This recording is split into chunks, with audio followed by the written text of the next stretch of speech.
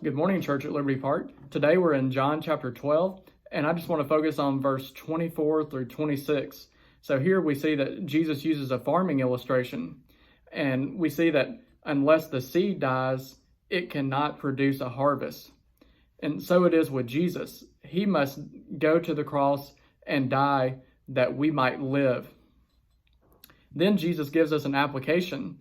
So our response is that we follow Jesus on this same path. This is really countercultural and really the opposite of what our world says to us today.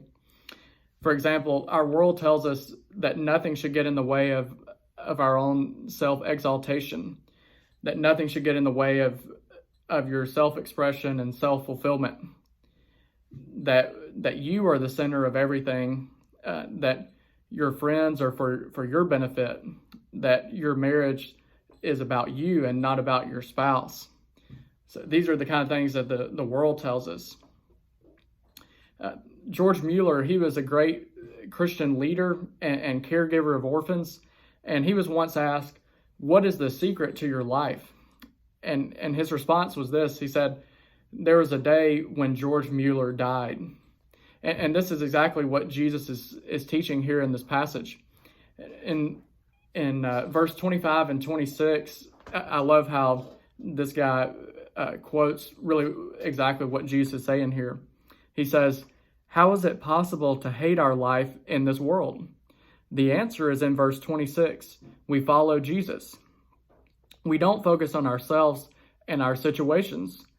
We pursue Jesus with every fiber of our beings. The way to love your life is to focus exclusively on yourself, and the way to hate your life is to focus exclusively on Christ. Seek Him, and you will deny yourself. Jesus holds out a great motivation to seek Him and hate yourself. We will be where He is, and we will be honored by the Father. Great joy and reward come from moving our attention from our own comfort and well-being, and instead living lives of radical commitment to the only one who is worthy of it.